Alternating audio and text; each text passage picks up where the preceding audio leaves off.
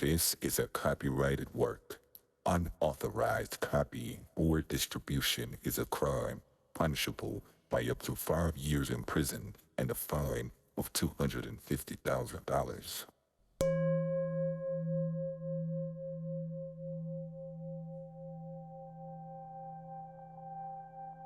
The E-Myth Revisited: Why Most Businesses Don't Work and What to Do About It, by Michael E. Gerber, read to you by your humble servant, Romeo Carter. Dedication: To my father, I wish you were here. Forward. It has been 15 years since the E-Myth was first published. In my case, 15 full years. A lot has happened in the interim with my family, my business, my life. Many wonderful things, many good things, many painful things. And if it's true what Don Juan said in Tales of Power, that the basic difference between an ordinary man and a warrior is that a warrior takes everything as a challenge, while an ordinary man takes everything either as a blessing or a curse. Then I am as guilty of being an ordinary man as the next guy, and on occasion have ascended to the warrior state when God saw fit to provide me with the power. In these 15 years, I have experienced near financial and business disaster as well as incredible victories, have built a 16-year marriage into an exquisite partnership with my wife, Eileen, have become the father of two extraordinary children, Sam and Alex Olivia. The total is now 5, ages 9 years to 38 years. Have entered the anointed state of grandfatherhood thanks to my daughter Kim and my son-in-law John, who has blessed us with Sarah, Elijah, Noah, Hannah, and Isaiah. Have traveled throughout the world speaking to hundreds of thousands of small business owners in Australia, Canada, Spain, New Zealand, Japan, Puerto Rico, Mexico, Indonesia, and of course in almost every major city in the United States. And through it all, I have been the grateful recipient of unrestrained support and caring from many of those whose lives I have in some way managed to touch and whose paths I have crossed. In short, the years have been exhilarating, challenging, frustrating, exhausting, debilitating, boring, enlightening, rewarding, and, after all is said and done, a handful for anyone, especially for a guy my age, with a penchant for going to the wall without concern for the damage I do to the leading parts of my body. This book, then, is a product of the last 15 years, as well as a product of the 15 years that preceded them. It was almost exactly 8 years before the E-Myth was published that I founded our company, E-Myth Worldwide, which has provided the fuel and experience for the point of view I have shared with those of you who have read the E-Myth, and with those of you who are about to read this book. In the years since the E-Myth was published, many of my readers, as well as many of our small business clients, have asked me to clarify specific aspects of the E-Myth point of view so they could better apply it to their businesses. This book answers many questions that the E-Myth has raised over the years, offering both new and previous readers the opportunity to approach their businesses with renewed vigor and a sharpened mindset through an expanded experience of the E-Myth principles. Toward that end, I have attempted to answer the most important questions I have been asked about the principles covered in each chapter by means of a running dialogue with a wonderful woman named Sarah, not her real name, by the way, with whom I've spent quite a bit of time over the past year. Sarah's experience in business, her patience, intelligence, and passion have helped me to address the challenging issues of our small business clients in the reorganization of their minds as well as their businesses. It is in response to Sarah's frustrations and her very personal inquiry that I have endeavored to clarify for the reader the E-Myth point of view. I hope that Sarah and her questions are as engaging to you as they have been to me. But before I introduce you to Sarah, I'd like to share with you some thoughts about small businesses and the people who own them. The question has often been asked of me, what do the owners of extraordinary businesses know that the rest don't? Contrary to popular belief, my experience has shown me that the people who are exceptionally good in business aren't so because of what they know, but because of their insatiable need to know more. The problem with most failing businesses I have encountered is not that their owners don't know enough about finance, marketing, management, and operations. They don't. But those things are easy enough to learn. But that they spend their time and energy defending what they think they know. The greatest business people I've met are determined to get it right no matter what the cost. And by getting it right, I'm not just talking about the business. I mean that there is something uplifting, some vision, some higher end insight that getting it right would serve. An ethical certainty, a moral principle, a universal truth. Which is not to say that those I'm inclined to think of as extraordinary would necessarily communicate it that way. Many can't. Even if they had the inclination, they simply don't have the words for it. But it's still there all the same. You can see it in their eyes, feel it radiating from their bodies, hear it in the timbre of their voices. On the other hand, notwithstanding the search for something higher, the best of the best I have known are extraordinarily grounded people. They are compulsive about detail, pragmatic, down to earth, in touch with the seamy reality of ordinary life. They know that a business doesn't miss the mark by failing to achieve greatness in some lofty, principled way, but in the stuff that goes in every nook and cranny of the business.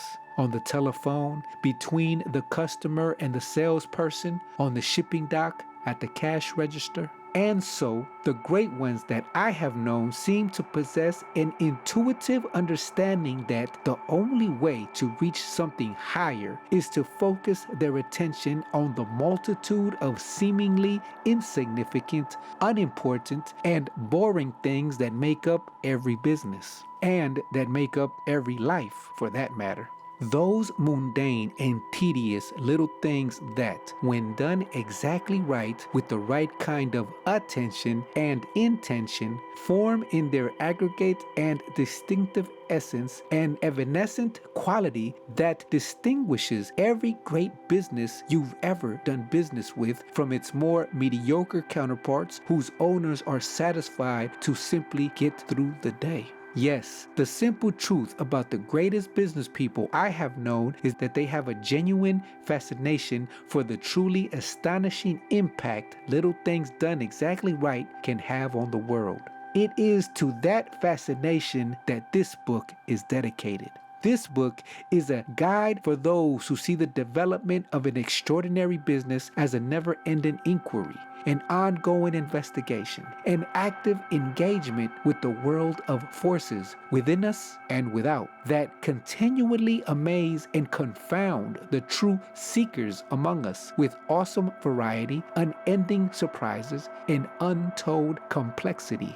While it may seem obvious, this fascination with the development of an extraordinary business is not the same as a fascination with success. Certainly not the success we normally think of. Some end point which, having reached it, enables one to say, I did it, because my experience has taught me only too well that end points in the development of an extraordinary business are instantly replaced by beginning points. So, this book is not about endings, but about beginnings, about the never ending game, the delightful and exhilarating process, the continuous evolution of our senses, of our consciousness, of our humanness, which only comes from being present in the moment, from being attentive to what's going on. I believe that our business can provide us with a mirror to see ourselves as we are, to see what we truly know and what we don't know, to see ourselves honestly, directly, and immediately. I believe that our business can become an exciting metaphor for the way. A wise person once said, "Know thyself." To that honorable dictum, I can only add for the business person on the path of discovery, good traveling, and good luck. I might also add a few instructive words from another wise man, Anthony Greenbank, who said in the Book of Survival, to live through an impossible situation, you don't need the reflexes of a Grand Prix driver, the muscles of a Hercules, the mind of an Einstein. You simply need to know what to do. Good readings, or in the audiobook world, good listening. Michael E. Gerber, Santa Rosa, California, June 2001. Introduction. I think that maybe inside any business there is someone slowly going crazy. Joseph Heller, from the novel Something Happened. If you own a small business, or if you want to own a small business, this book is written for you. It represents many thousands of hours of work we have done at eMyth Worldwide over the past 24 years. It illustrates a belief created and supported by the experiences we have had with the thousands of small business owners with whom we've worked. It is a belief that says small businesses in the United States simply don't work. The people who own them do. And what we have also discovered is that the people who own small businesses in this country work far more than they should for the return they're getting. Indeed, the problem is not that the owners of small businesses in this country don't work. The problem is that they're doing the wrong work. As a result, most of their businesses end up in chaos, unmanageable, unpredicted, and unrewarding. Just look at the numbers. Businesses start and fail in the United States at an increasingly staggering rate. Every year, over 1 million people in this country start a business of some sort. Statistics tell us that by the end of the first year, at least 40% of them will be out of business. Within 5 years, more than 80% of them, 800,000, will have failed. And the rest of the bad news is, if you own a small business that has managed to survive for 5 years or more, don't breathe a sigh of relief, because more than 80% of the small businesses that survive the first 5 years fail in the second 5. Why is this? Why do so many people go into business only to fail? What lessons are they learning? Why is it that with all the information available today on how to be successful in small business, so few people really are? This book answers those questions. It's about 4 profound ideas which, if you understand and take them to heart, will give you the power to create an extraordinarily exciting and personally rewarding small business. Ignore them and you will likely join the hundreds of thousands of people every year who pour their energy and capital and life into starting a business and fail, or the many others who struggle along for years simply trying to survive. Idea number 1. There is a myth in this country. I call it the E-myth, which says that small businesses are started by entrepreneurs risking capital to make a profit. This is simply not so. The real reasons people start businesses have little to do with entrepreneurship. In fact, This belief in the entrepreneurial myth is the most important factor in the devastating rate of small business failure today. Understanding the E-myth and applying that understanding to the creation and development of a small business can be the secret to any business success. Idea number 2. There's a revolution going on in American small business. I call it the turnkey revolution. Not only is it changing the way we do business in this country and throughout the world, but it is changing who goes into business, how they do it, and the likelihood of their survival. Idea number 3. At the heart of the turnkey revolution is a dynamic process we at E-Myth Worldwide call the business development process. When it is systematized and applied purposely by a small business owner, the business development process has the power to transform any small business into an incredible, effective organization. Our experience has shown us that when a small business incorporates this process into its every activity and uses it to control its destiny, that company stays young and thrives. When a small business ignores this process, as most unfortunately do, it commits itself to management by luck, stagnation, and ultimately failure. The consequences are inevitable. Idea number 4. The business development process can be systematically applied by any small business owner in a step-by-step method that incorporates the lessons of the turnkey revolution into the operation of that business. This process then becomes a predictable way to produce results and vitality in any small business whose owner is willing to give it the time and attention it requires to flourish.